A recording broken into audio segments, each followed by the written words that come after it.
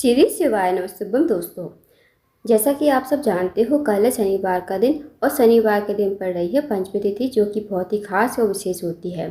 बस दोस्तों, आपको 7 हरे मूंग के दाने से अचूक उपाय करना है। यदि आप इस उपाय को करते हो तो जो भी आपकी मनोकामना है, चाहे वो धन को लेकर हो, व्यापार को लेकर हो, नौकरी को लेकर हो, या फिर आपके जीवन की कोई अधूरी मनोकामना हो, तो इस उपाय को करने से आपकी मनोकामना अवश्य ही पूर्ण हो जाएगी। साथ ही अगर आपके जीवन में कोई समस्या चल रही है, धन की समस्या है, कर्ज की समस्या है, तो इस उपाय को करने से आपकी समस्या भी समाप्त हो जाएगी। पूज्य गुरु जी कथा को सुनकर उपाय को अच्छे से समझाने का प्रयास करेंगे। तो आइए दोस्तों, जानते हैं उपाय कैसे करना है।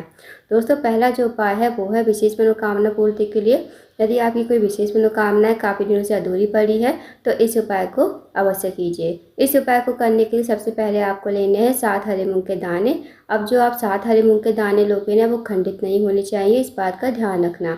साथ ही आपको लेनी है एक बेलपत्र। अब जो आप बेलपत्र लोगे ना दोस्तों, वो कहीं से कटा कटा खंडित नहीं होना चाहिए। साथ ही आपको लेना है 1 लोटा जल तांबे के पात्र में।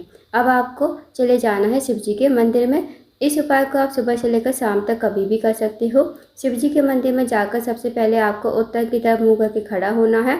अब जो आपके पास 1 लोटा जल है ना, वो आपको शिवलिंग के ऊपर श्री शिवाय नमस्तुभ्यम कहते हुए आपको धीरे धीरे समर्पित कर देना है। उसके बाद जो दोस्तों आपके पास 7 हरे मूंग के दाने हैं ना, वो आपको माता असुरसुंदी के स्थान पर समर्पित करने हैं। और आपको बेलपत्र भी जो आपके पास है, वो भी आपको माता असुरसुंदी के स्थान पर ही समर्पित करना है। दोस्तों, माता असुरसुंदी का जो स्थान होता है, जलाधारी के बीचों बीच में होता है, मोटी सी लाइन बनी होती है नाग देवता की तरह, वही माता असुरसुंदी का स्थान होता है। साथ ही दोस्तों, आप सबको पता होगा कि माता असुरसुंदी जो है शिव जी की सबसे छोटी और प्रिय पुत्री हैं। तो माता असुरसुंदी के स्थान पर आपको 7 हरे मूंग के दाने श्री शिवाय नमस्तुभ्यम कहते हुए आपको समर्पित कर देने हैं। उसके बाद जो आपके पास बेलपत्र है, वो बेलपत्र आपको अपने हाथ में लेते हुए माता असुरसुंदी से प्रार्थना करनी है। जो भी आपकी मनोकामना है, चाहे वो धन को लेकर हो, व्यापार को लेकर हो, नौकरी को लेकर हो, जो भी आपकी विशेष मनोकामना है, मनोकामना कहते हुए आपको इस बेलपत्र को माता असुरसुंदी के स्थान पर ही समर्पित कर देना है। जो इसकी डंडी का मुख होगा, वो आपको जलाधारी की तरफ रखना है, जहाँ से जल नीचे बहकर गिरता है, और पत्ती का मुख आपको शिवलिंग की तरफ करना है। उसके बाद आपको 2 मिनट मंदिर में बैठना है, श्री शिवाय नमस्तुभ्यम का जाप करना है। फिर आपको भगवान को प्रणाम करके विनती करके आपको अपने घर पर आ जाना है। तो दोस्तों, बहुत ही अचूक विशेष उपाय है। इस उपाय को शनिवार के दिन अवश्य कीजिए। जो भी आपकी मनोकामना होगी ना, अवश्य ही पूर्ण हो जाएगी।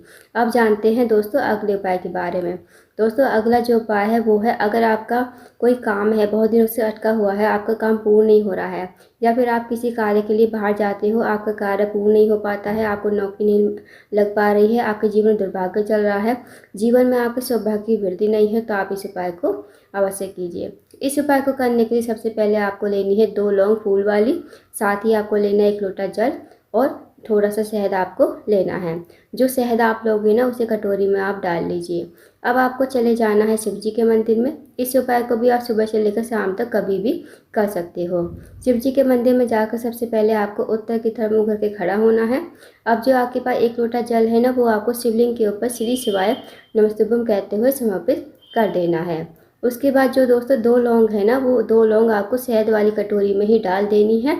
अब इस कटोरी को हाथ में उठाते हुए, अब जो भी आपका कार्य अटका हुआ है, जो भी आपका काम पूर्ण नहीं हो रहा है, नौकरी में बाधा आ रही है, विवाह में बाधा आ रही है, अड़चन आ रही है, आपकी जैसी मनोकामना है, जो भी आपका कार्य अटका हुआ है, आप महादेव से कहिए। और इन 2 लौंग और शहद को आप शिवलिंग के ऊपर श्री शिवाय नमस्तुभ्यम कहते हुए आपको समर्पित कर देना है।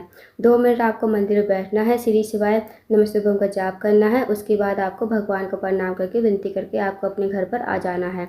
तो दोस्तों, बहुत ही छोटे छोटे से विशेष उपाय है, इन उपाय को अवश्य कीजिए। अब जानते हैं अगले उपाय के बारे में। अगला जो उपाय है दोस्तों, वह है रोग मुक्ति के लिए।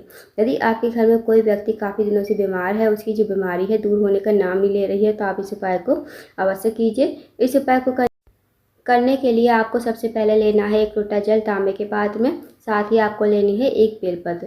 अब जो आप बेलपत्र लोगे ना, वो कहीं से कटी फटी खंडित नहीं होनी चाहिए, इस बात का ध्यान रखना। अब दोस्तों, आपको इन सामग्री को लेकर चले जाना है शिव जी के मंदिर में। शिव जी के मंदिर में जाकर सबसे पहले आपको उत्तर की तरफ मुँह करके खड़ा होना है, और जो 1 लोटा जल है वो आपको शिवलिंग के ऊपर श्री शिवाय नमस्तुभ्यम कहते हुए समर्पित कर देना है।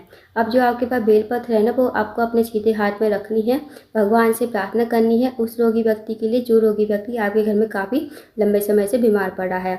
उसका नाम लोगे, गोत्र बोलोगे और इस बेलपत्र को कुंद केसर महादेव का नाम लेते हुए आपको शिवलिंग के ऊपर समर्पित कर देना है।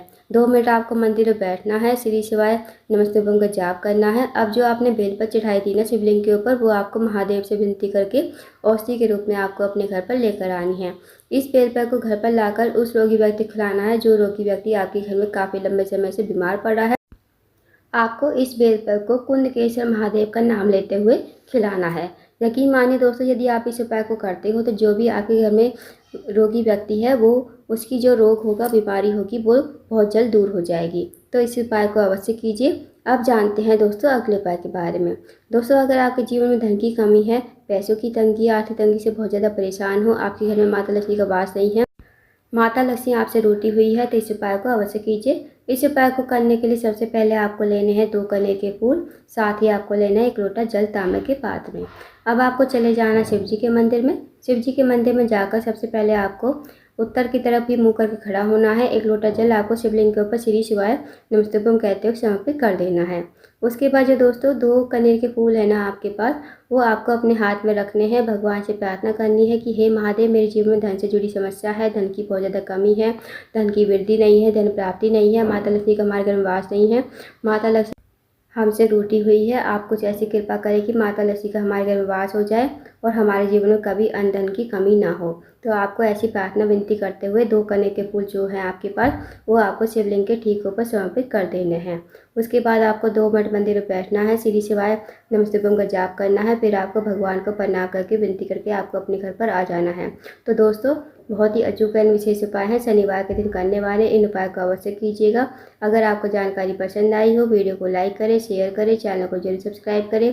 कमेंट बॉक्स में श्री शिवाय नमस्ते ओम हर हर महादेव जरूर लिखें।